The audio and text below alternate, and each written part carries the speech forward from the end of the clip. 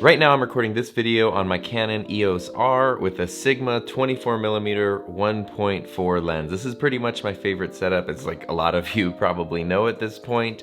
It's great. The R costs usually about $2,000, sometimes a little bit less, and the Sigma lens usually about $800. So it's definitely not super budget, but it's not totally out of reach either. However, today, I want to kind of like turn things in a different direction, and rather than talking about expensive cameras and L series lenses and things like that, I want to talk about something that you probably already have and that a lot of people already have, which is something like this, a Canon Rebel. And there's different versions of the Canon Rebel, even different manufacturers have like their, lower end cameras. But let's see what you can do with a camera like this.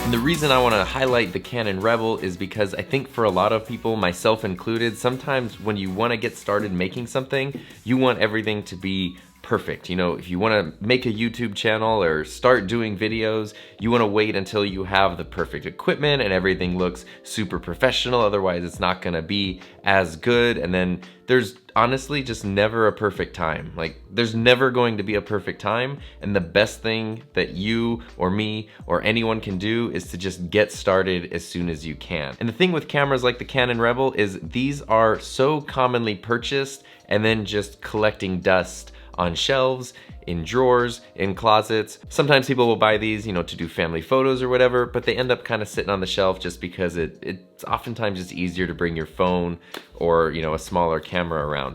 But here's the power of the Canon Rebel. First of all, just like any camera, these aren't perfect. The EOS R that I'm recording on right now is objectively a better camera. It's got better body, better build quality, better image quality, flip out LCD, better autofocus.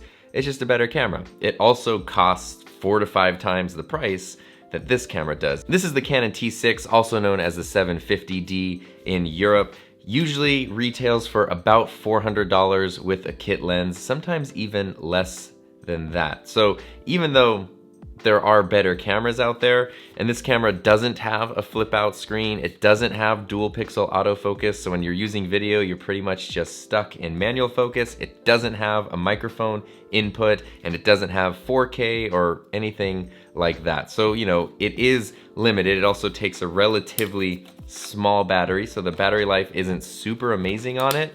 But getting all of that out of the way, you can do incredible work with a camera like this. And this isn't even the newest or the most advanced Rebel. This is actually the least expensive one that I could find. And I use these at work in my high school digital media program.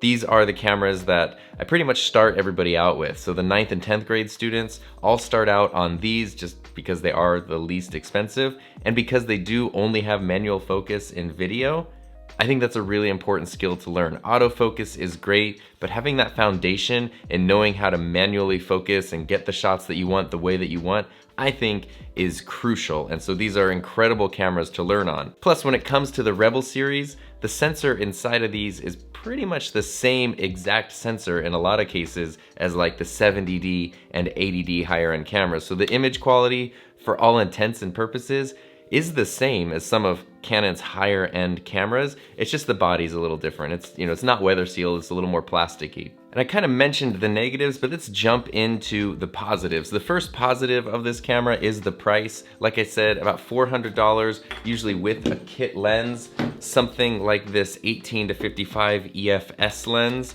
this is the lens I started out with when I got into DSLRs. It's an incredibly usable, incredibly versatile lens. You can get great shots with this. You can record great video with this lens. It does have image stabilization. The fact that this is an EFS mount means that you can use any of Canon's EFS and EF lenses. So there's a huge variety of lenses that can be paired with these cameras. And down the line, if you want to upgrade, being able to throw on like an L series lens or even the lens I'm using right now onto this camera can yield some pretty incredible results.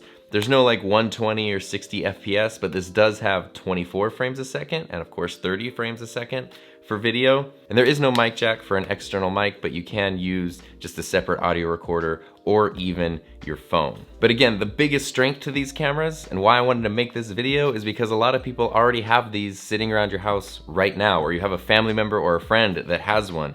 And if you're saving up or you're trying to wait till you can get that perfect high-end camera, that's a cool goal, but grab what you've got and do the best you can with it in the meantime. So I'm gonna show you how I would use this camera to create some really cool stuff. Right off the bat, image quality is obviously what matters the most, so I'm gonna swap out my EOS R with this Canon T6. And there we go. This is the Rebel T6. I still got my EOS R recording so I can get audio, because I didn't want the audio jump to be too jarring. But since this camera doesn't have an audio input, and if we're talking about doing things on a budget, of course you could have an external audio recorder or a microphone, but you can also just have your smartphone. So I actually just have the voice memo app recording on my phone. I'm gonna switch to that right now.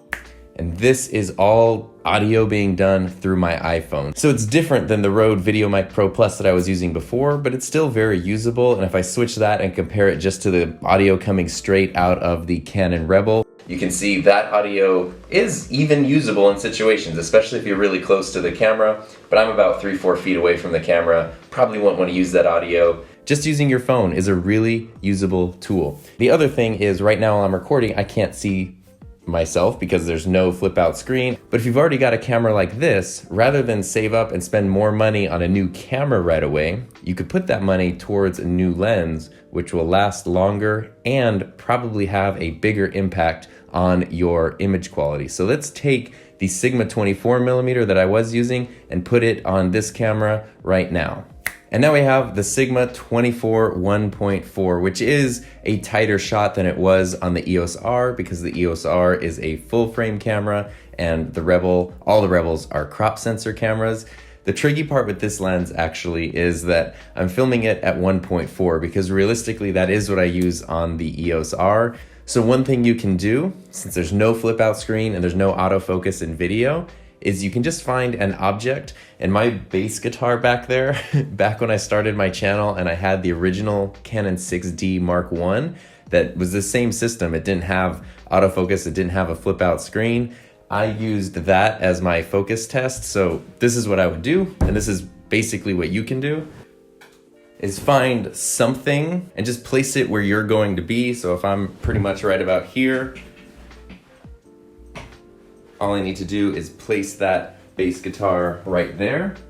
Now I've switched this lens to f2.8. I did have to bump up the ISO from 200 to 400 to adjust for the exposure, but that's pretty much it. And that's really one of the benefits of the Canon Rebels, because despite their low cost, they still have full manual control if you want it. You can do manual aperture, ISO, and shutter speed, both in photo and video. So there's no difference between a Rebel and a higher end professional camera in that regard. It's all just how you're using the tool that you have. And that's really the whole point of this video. That's why I'm filming this on a Canon Rebel. That's why I'm doing audio on my iPhone, is because the best thing you can do is to get started with the tools that you have. And the more time that you spend into learning how to use those tools to the best of their ability, not only are you going to get better results, but it's going to make you a more talented, creator, filmmaker, video producer, whatever.